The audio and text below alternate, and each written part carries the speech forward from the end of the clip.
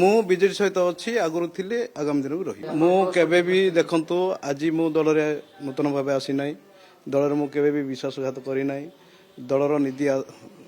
ଦଳର ନୀତି ଆଦର୍ଶରେ ମୁଁ କାମ କରି ଆସିଛି ଏବଂ ଆଗାମୀ ଦିନ ମଧ୍ୟ ନିଶ୍ଚିତ କାମ କରିବି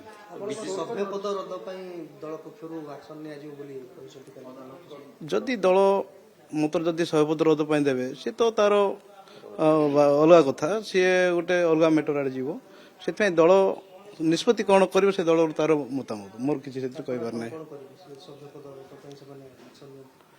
ଆରେ ଭାଇ ଆମେ ଆଗରୁ ଲୋକଙ୍କ ସେବା କରି ଆସୁଥିଲୁ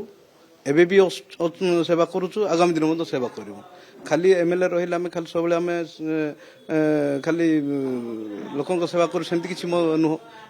ଯେତେବେଳେ ଆମେ ଏମଏଲଏ ନଥିଲୁ ତା ପୂର୍ବରୁ ତ ଆମେ ବହୁତ ପଦପଦବୀ ଥିଲୁ ଯେତେବେଳେ କି ବ୍ଲକ ଚେୟାରମ୍ୟାନ୍ ଥିଲୁ ମାନେ ସେତେବେଳେ ଲୋକ ସେବା କରି ଆସୁଛି ତ କିଛି ଅସୁବିଧା ନାହିଁ ମୋର ଲୋକ ସେବା କରିବାର ଆପଣ ବିଜୁ ଲିଗ ଆସିକି ଭୋଟ ଦେଇଛନ୍ତି ସେକେଣ୍ଡ ଭୋଟଟି ନବୀନ ବାବୁ ଯାହା ପରାମର୍ଶ ଦେଇଥିଲେ ସେଇ ଅନୁସାରେ ଭୋଟ ଦେଲେ ନିଶ୍ଚିତ ମୁଁ ସେ ବିଜୁ ଲିଗ ଆସି ଅନୁସାରେ ମୁଁ ଭୋଟ ଦେଇଛି ଯେତେବେଳେ ଦଳ ଆପଣଙ୍କୁ ସହଯୋଗ କଲା ଆପଣ କହିଲେ ଯେ ଏଠି ରୋଲିଂ ହୁଇପ୍ ଜାରି ହେବନି ସେଥିପାଇଁ ଆପଣ କହିଲେ ଯେ ଆମେ ଲିଗାଲ ଆକ୍ସନ ନେବୁ ଦେଖନ୍ତୁ ଦଳ ସସ୍ପେଣ୍ଡ କରୁଛି ଆପଣ ଲିଗାଲ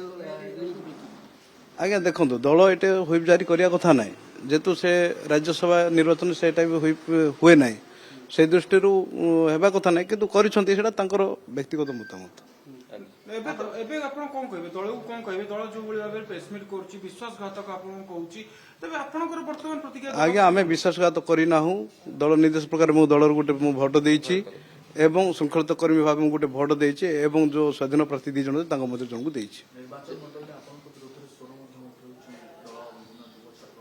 ବାଲିଗୁଡାବାସୀ କଣ ଆପଣଙ୍କ ସହିତ ଅଛନ୍ତି ଆପଣ କେବେ ବି ଦେଖନ୍ତୁ ବାଲିଗୁଡାର ଜନସାଧାରଣଙ୍କ ସହିତ ମୁଁ ସବୁବେଳେ ଅଛି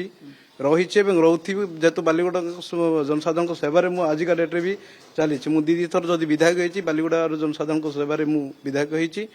ଏବଂ ତାଙ୍କର ସହିତ ମୁଁ ସ୍ନେହ ଆଦର ସହିତରେ ମୁଁ ଅଛି ତେବେ ଆପଣ କହୁଛନ୍ତି ଆପଣ ବାଲିଗୁଡାବାସୀଙ୍କ ପାଇଁ କାମ କରୁଛନ୍ତି କିନ୍ତୁ ବାଲିଗୁଡାବାସୀଙ୍କର ମତାମତ ଆପଣ ନେଇଛନ୍ତି କି ବାଲିଗୁଡାବାସୀଙ୍କ ମତାମତ ମୁଁ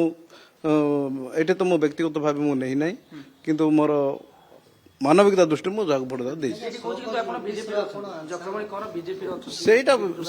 ବିଜେପି କହିଥାଇପାରେ ସେଇଟା ତାଙ୍କର ଜଣେ ଯଦି ଅପୋନେଣ୍ଟ ମତାମତ ଦେବ ମୋର ସେଥିରେ କ'ଣ କହିବାର ଅଛି ସେଇଟା ତାଙ୍କର ମତାମତ ମୋର ସେଥିରେ କିଛି କହିବାର ନାହିଁ ମୁଁ ବିଜେଡି ସହିତ ଅଛି ଆଗରୁ ଥିଲେ ଆଗାମୀ ଦିନକୁ ରହିବି ସୋକଜ ନୋଟିସର ଆପଣ ଆନ୍ସର ଯେତେବେଳେ ଦେଇଥିଲେ ସେଥିରେ ଲେଖିଥିଲେ ଯେ ଯଦି ମାନେ ଇଏ ଉଠା ନ ଯାଏ ସୋକଜ ନୋଟିସକୁ ଫେରେଇ ଦିଆ ନ ଯାଏ ତାହେଲେ ଆପଣ ଲିଗାଲ ଆକ୍ସନ ନେବେ ତ ଦେଖନ୍ତୁ ଲିଗାଲ ଆକ୍ସନ ନେବା ନ